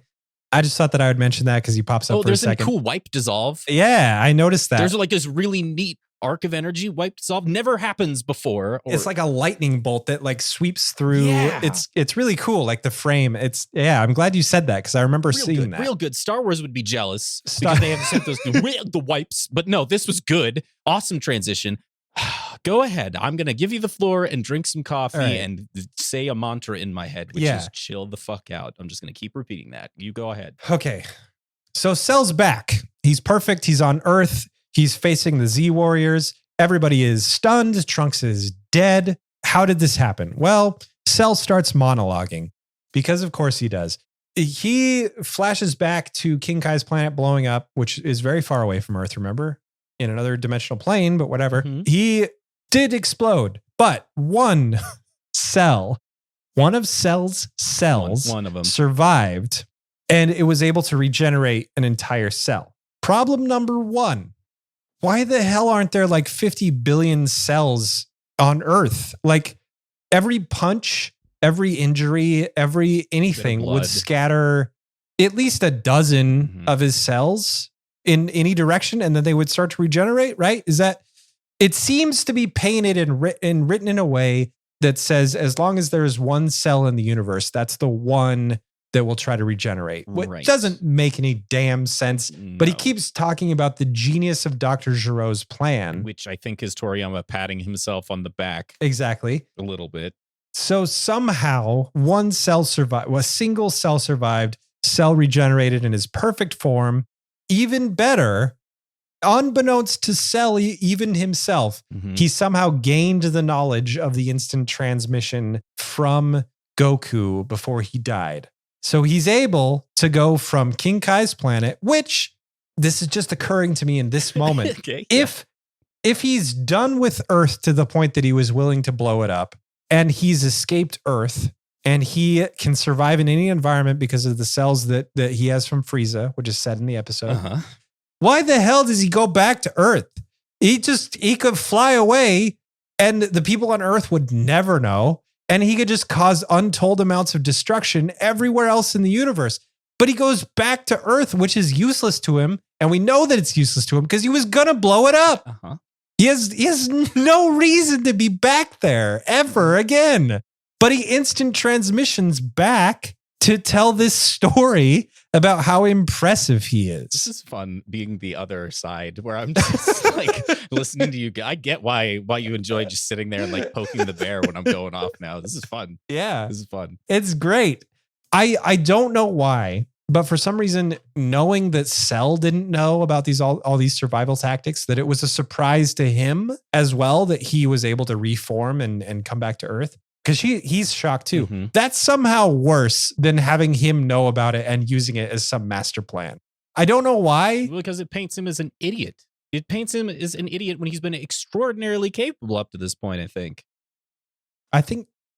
fair. That's very good, John. Thank you. Yeah. We'll just trade places. Is that cool for the rest of us? Yeah, let's do that. Okay, Goku dies for nothing. That's another big problem that I have with this episode, because you're merging what I think was two different ideas for endings to this saga. Goku ends up having that beautiful hero moment with the music and the well-written goodbyes and everything for nothing. Because 2 seconds later, Perfect Cell is back and it's the same situation, just Goku's not there now. Like, it tarnishes the hero's sacrifice forever. Like, you can't justify that or take it back. Like, he literally died for nothing. Oh, hang on. And just to cover our asses for a second here, because we're starting to get to the point in the podcast where people are reaching out to us and telling us where we're missing very obvious things. We're fucking some Which, stuff thank up. you. Yeah, seriously. I love it. I love being told that I'm fucking stuff It's up. really I really good. do. Yeah. But just to cover our ass a little bit, we do know that we cannot take our understanding of biology and how cells work. And every time cell throws up blood, there are cells in that throw up, and try to apply it to it, because Toriyama is writing it in a way in which the idea of a cell is not necessarily a cell, but it's more of a seed, a whole compartment of DNA and data and information. We understand that. It is just fucking stupid. It is just bullshit. If you're going to call your guy Cell and have no real understanding of like biology, which I get it was 91, 93, but go to the library and get a book that says biology on it and go to chapter 2 after a mitochondria is the powerhouse. And then we're good. So anyway, that's just to cover our ass. Please continue, because we get it. It's more of a seed. We understand that. We do. Would you feel better if Cell's name was Seed? I would. No, because it's gross. Because it adds a whole new layer of grossness to everything Cell has done. You're not wrong. I wasn't thinking about it like that, but it does. Anyway, now he just knows the instant transmission. He's also Perfect Cell because his cells absorbed the whatever. They had a taste of it's such a fucking ridiculous explanation. I hate it so it's the much. Worst. It's the worst. And as I'm watching up to this point, I'm thinking to myself, how is this going to work? Like, is this going to work? Maybe it'll surprise me. Maybe this ends up being really good. And I'm trying to think to all the games that I played where they recap up to this point, and like, does it make sense there either? I'm like, no, it's enigmatic. Like, I can't get a whole. No, it's. You know what's weird is like some of the games, I kind of want to go back and revisit this moment because I feel like I wasn't this mad when I got to that point in a lot of the games. And I wonder how they try to do it. Like, how does Dragon Ball Kai do it? Like, did they actually try to fix this, or I think part of it is in the actual presentation, which shows one of Cell's that has survived slowly recreating a cell during his flashback and his explanation. And I don't think they do that in the games. He just shows up again and is like, one of my cells survived. I'm back, motherfuckers. And then you move forward. But this time they really try to explain.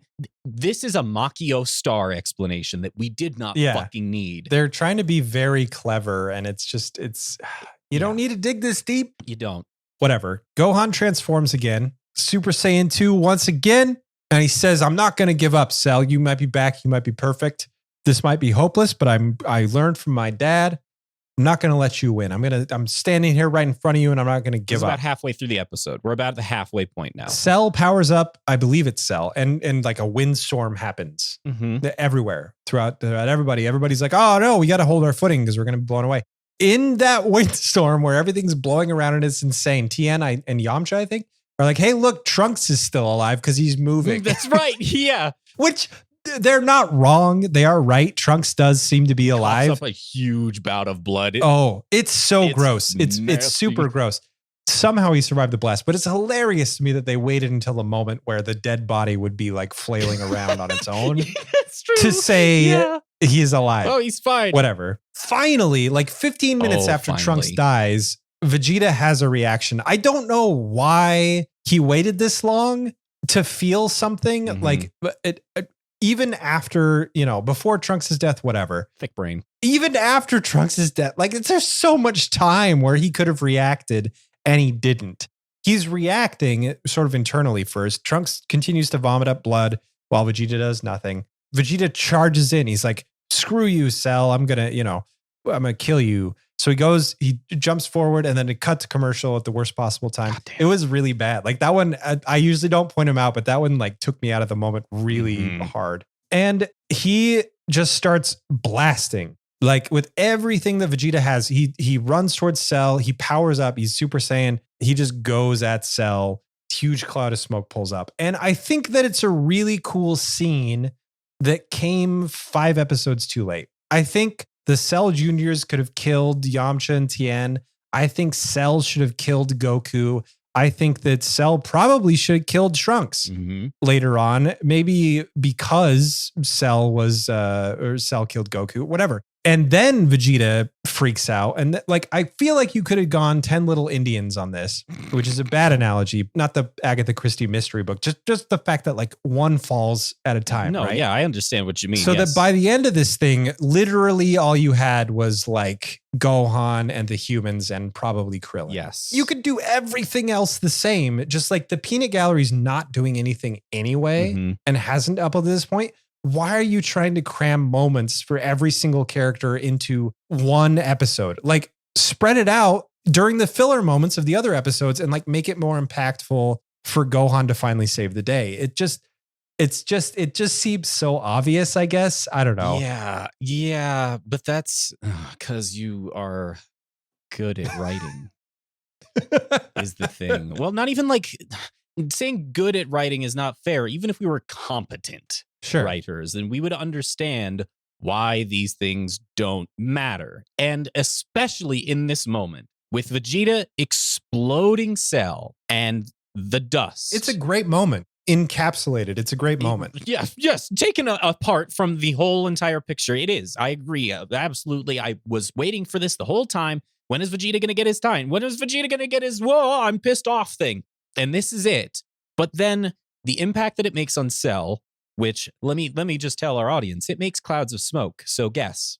Just guess. And that's the problem for me too, because if he had done this earlier, if you had put this a few episodes ago, it could have been one of the times where Cell comes out of the cloud of smoke, almost destroyed, without legs, without arms, whatever. Yes. It could have been one of those times easily, but because that's happened so many times and because we're right here at the end, he just comes out unscathed completely. And it sucks. Yes. Because Vegeta's one of the most powerful characters and some of the lesser powerful characters were able to impact Cell in that way. So why can't he do it? And I think that it's more earned. Vegeta should get, because it's righteous. It's for the right reasons. It's not because of pride. It's because this monster hurt his son.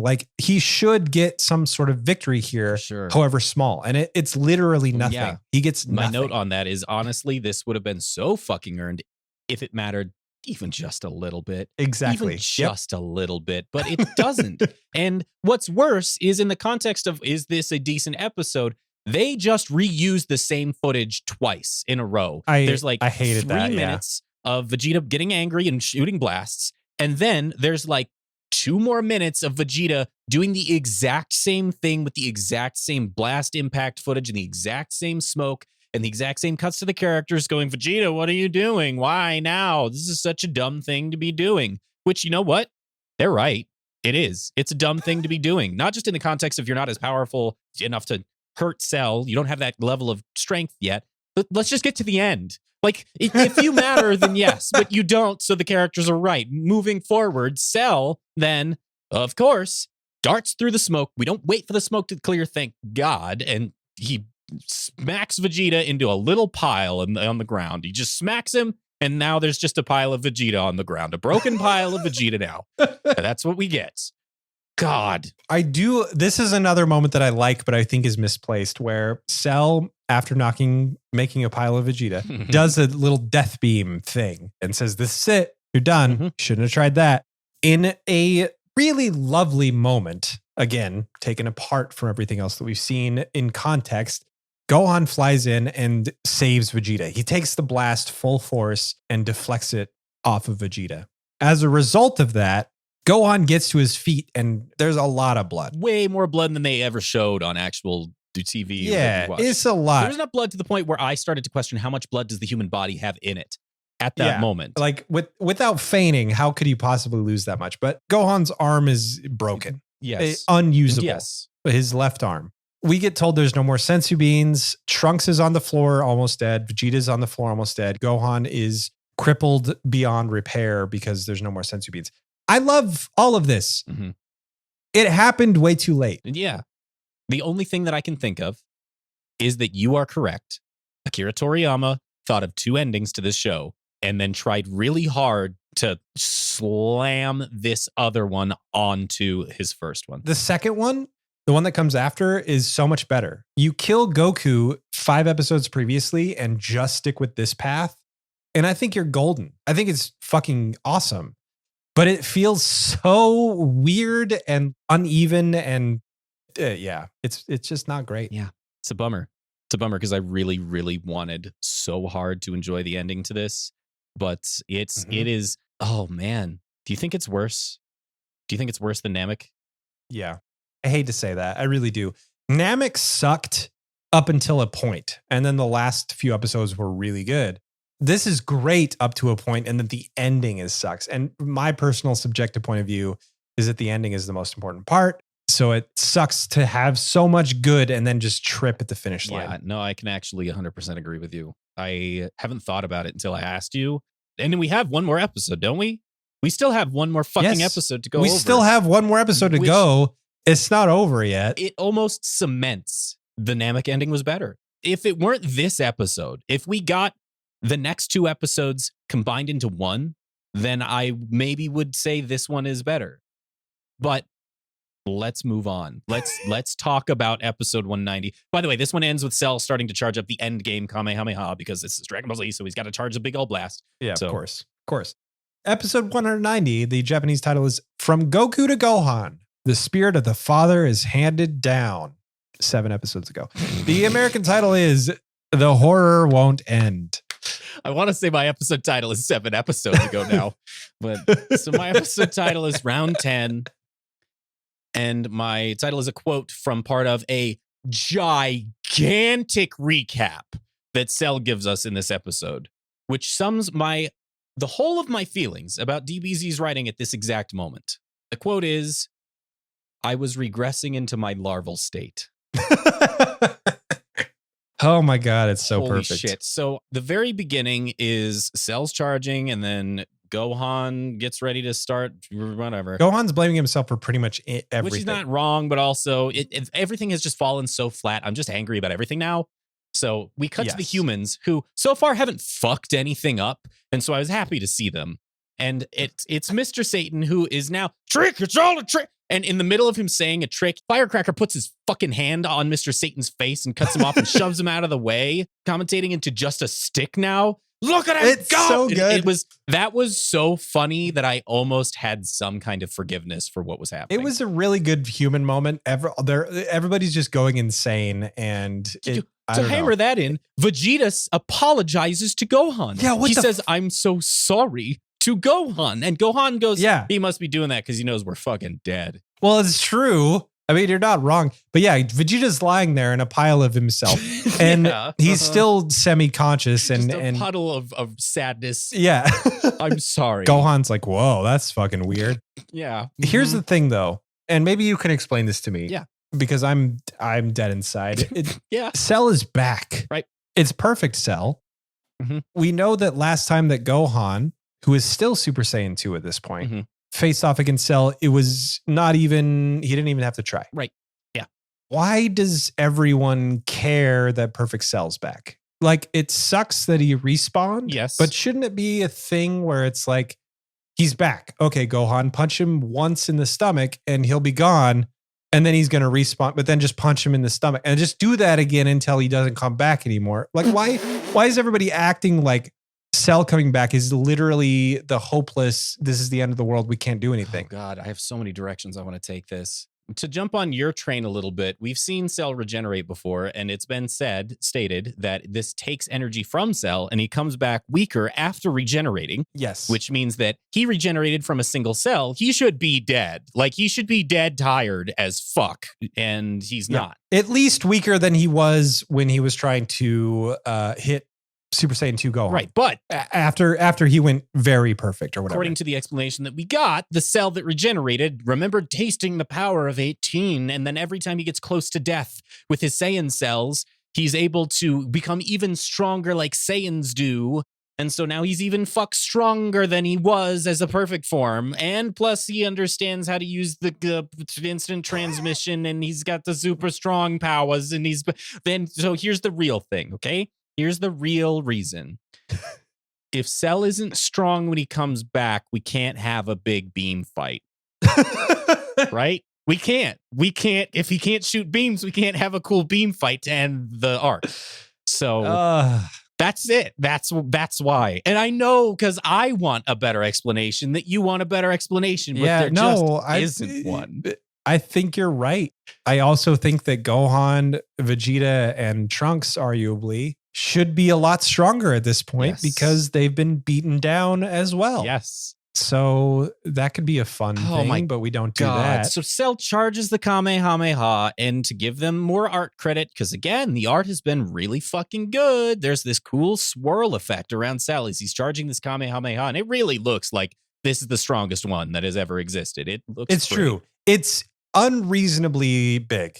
Yeah. I think is the accurate statement. That's a good way to put it. The fun part here is that we cut to a couple places, and I think that these are fun cutaways because they don't make any sense. We cut to Kame Tower. Dende's like, why does Cell's energy feel this way? And Mr. Popo was like, because it's evil energy. Yep. Which I don't even know what to say about that. I just thought it was a very big eye roll moment. We cut to New Namek, which apparently the energy from the fight on Earth is enough to like tingle the spidey sense of the Namekians doing farm work on their planet who have not been paying attention to this at all. You know, across a fucking galaxy. Yeah. They're like, whoa, what's that about? That's super weird. A distance that Goku could not find on his own using instant transmission. Exactly. But, oh my God. So that occurs. And then we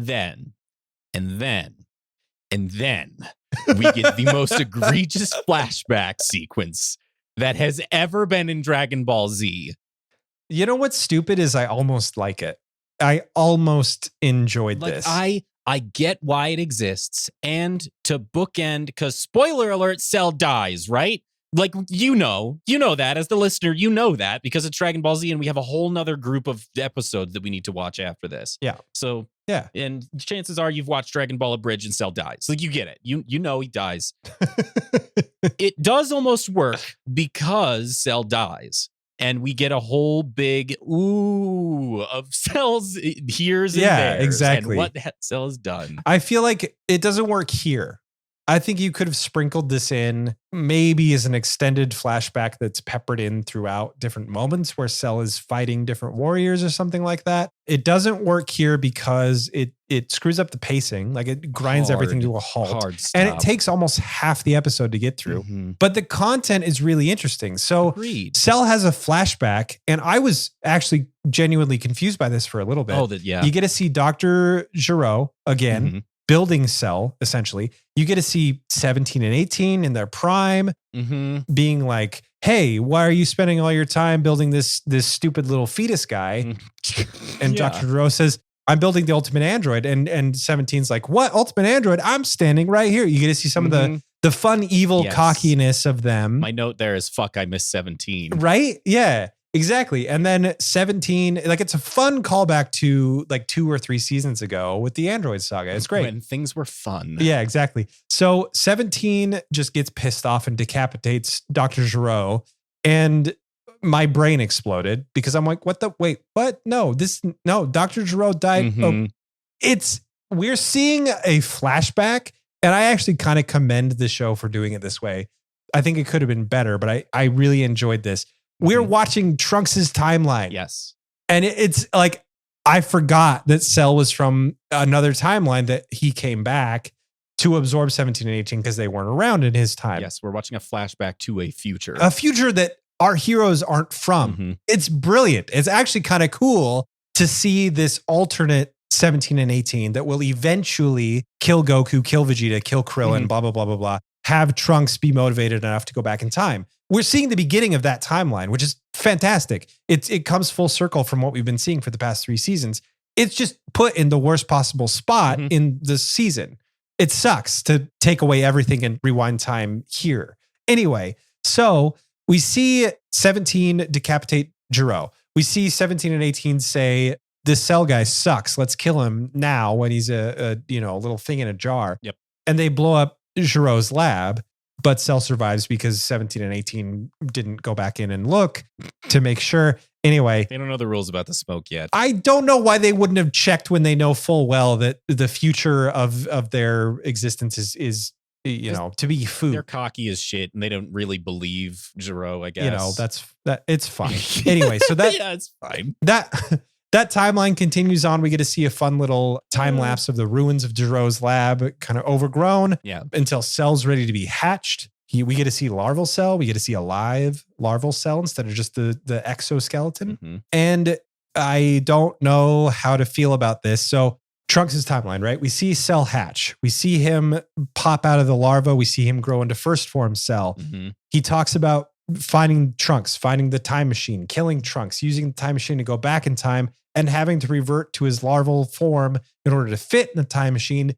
Does he revert back into an entire egg? Like they found an egg in the time machine, right? So he doesn't just go back to the larval. He goes back to the egg and just kind of hopes that nobody will find him before he hatches, which is kind of weird to me. No, this is 100% a fuck up because they show the egg, then that's the start of the mystery. Yeah. And then every single time it shows Cell going in there, he's just a big bug man.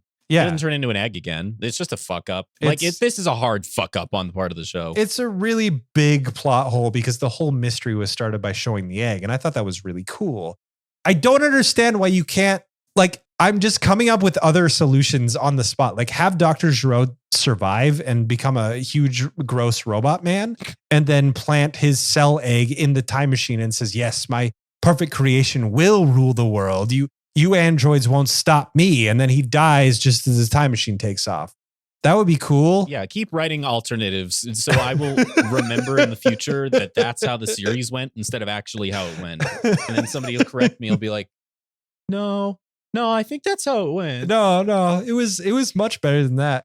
So we just go through Cell's entire life, like even stuff that we've already seen. I actually think that there's value in showing the origin point of Trunks' timeline. Yeah. I think that's interesting. It just happened at the not worst here, fucking not time. now. Yes, exactly. This should have. And I think once he goes back in time, we know everything. So why show it again? But they show it again. This monologue, this flashback lasts forever. So it's too long. So fucking long. Is it to the actual halfway point of the episode? It might be. Because my notes, I don't have a lot of notes after this point. Yeah, it is the worst. It's just the fucking worst. And I agree. There is a wonderful spot for the Trunks' beginning of this timeline for what happened to Cell. This is not it. This is not it. And it's especially not the spot for showing Cell absorbing 17. And 18 again. Yeah. It lingering on all of these things.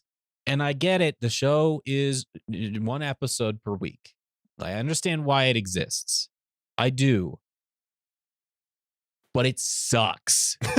It really does. I've had to say that so many times. I get why it's there, but it sucks. I get why it's there, but it sucks. Like that's the third tagline of our fucking podcast. I get why it's there, but it sucks. I think the problem here is that they have disregarded the recap for so long. And then all of a sudden here at the end, they're putting it in. But what about people that, jumped in 2 episodes ago? Like they didn't care about catching up the viewer in any more than the previously on gets them caught up until this moment. And then felt the need to, I don't know. We've seen it before. It feels bad to complain about again, but it takes so long that it feels weird here. It's what we've come to expect Dragon Ball Z to be up to this point versus what Dragon Ball Z actually brings to the table. Yeah. Which is, I hate saying that because I really love this show. I really do.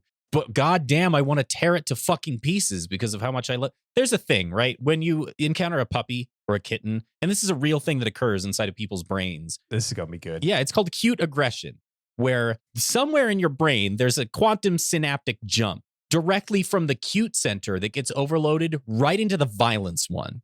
It's a real psychological effect. It's called cute aggression. And I'm sure you've heard people that are like, oh, it's so cute. I just want to tear its little face up. I want to eviscerate its organs and I want to jump around in its entrails. Sure, yeah. That's a real thing. Not those exact words, but sure. Well, there's a weird connectivity thing that occurs in people's brains. And I love Dragon Ball Z so much. If I don't eviscerate the fuck out of it, I feel like I don't love it anymore. Sure. That's where I'm at with it. I have and passion aggression. I think you have to be passionate. Exactly. You have to be passionate to care enough to pick it apart, right? I feel like that's a term that should exist if it doesn't. Not like passive aggressive, but it's passion aggression.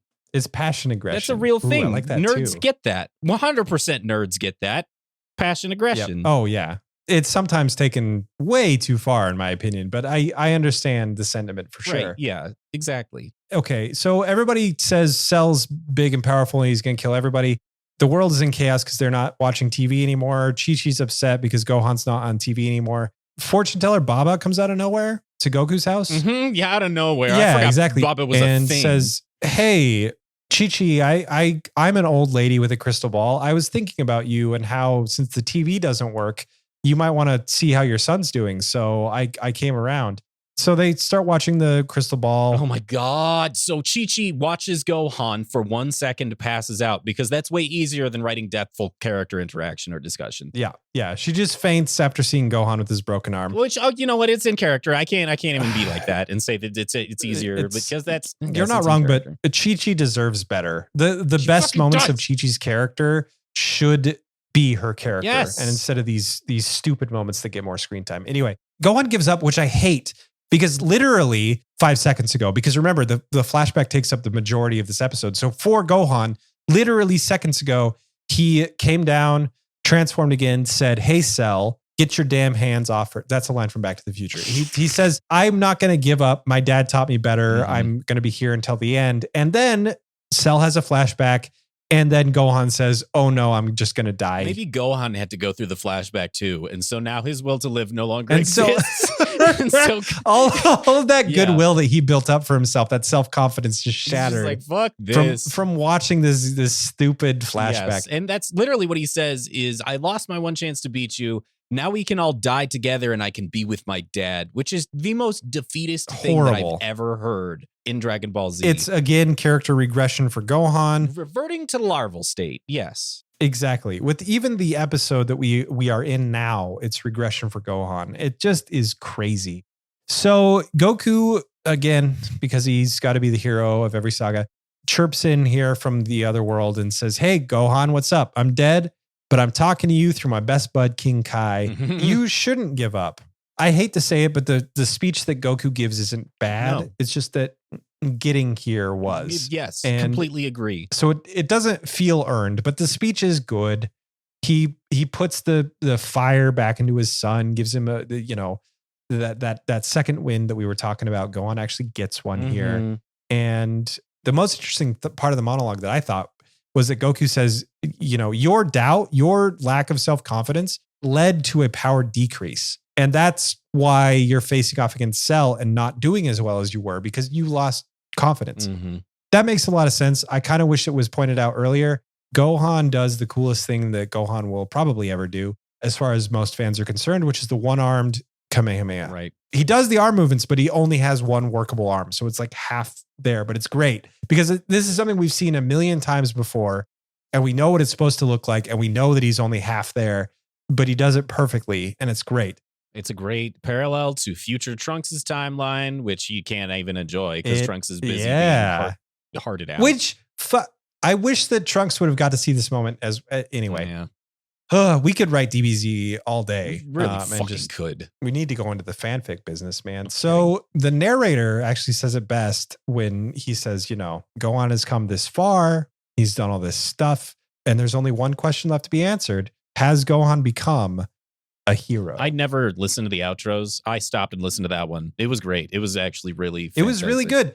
I don't know why they're giving the narrator so much good material here to work with, but it's really good. Like if 75% of this garbage that we've been talking about was cut out, I would be, tearing up right now. Same. Like it's this perfect moment inside of a huge garbage disposal. Like it could have been so much better. And I can see the potential and I can see what they were going for. I still think that Dragon Ball Z is a good show. It's just like, it's this muddled thing that's different parts good and bad. And there are different ratios depending on where you're at in the show. Yep. And it's almost addicting watching those levels change, like go up and go down and intermingle. And it's like, you can't keep watching anymore because it sucks, but you want to keep watching because it's so good. Like, it's so conflicting as a show. Oh my God. We should next episode do a big ol' how we feel about the state of Dragon Ball Z for ourselves kind of thing. Because the next episode is the end of the second arc. Like if there's 3 arcs, the Frieza arc, the Cell arc, and then the Majin Buu arc, like we're coming to another big milestone ending next episode, and we'll be less fucking angry probably, so we can talk about it a little more clearly. Yeah, this batch of episodes kind of blew chunks. The next batch is better. It still falters a little bit because it's built on the foundation of this, but it is still better, and the moments shine more. I think. Yes. This was not what I was expecting to end up doing. Like, this is not how I thought I was going to end up feeling at the end of all of this. But I did. Yeah. I had a sneaking suspicion. When I saw on these DVDs that it's the Cell Games is separated into its own entire separate section. Then I'm thinking, oh, that's not good. Just to myself, I'm like, that's not a good sign. That's not a good sign. That's a little too much Cell. It's concerning, but holy shit. At least following this episode, we'll give you a little something nicer. Yeah.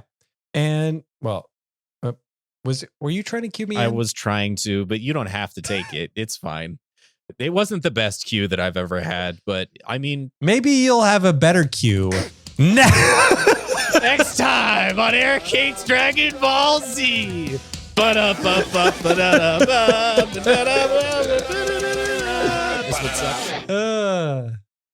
All right. Well, thanks for listening to Eric Hates Dragon Ball Z. If you want to give us some feedback, actually, you know what? We're going to do a current plan. Finish off the Cell Games saga tomorrow, next week, or in 2 weeks, whatever next episode. We're going to finish off the Cell Games saga.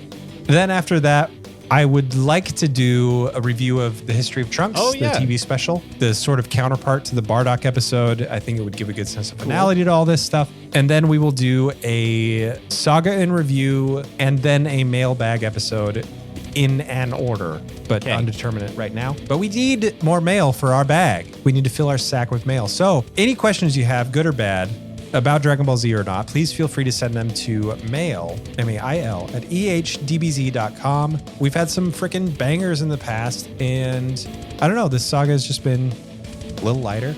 So if you have any questions at all, well, actually, you know what it is we've gotten a lot of more personal stuff that we don't necessarily want to share. Which is super fucking appreciated. It's amazing. So happy to hear. But also, we know you're out there. We have numbers for the number of people that are listening. Yell at us, please. Yeah. Ask us some dumb shit or like make fun of us or something, and we'll bring it into the next mailbag episode. We know your house address. I don't know where that came from. Sorry.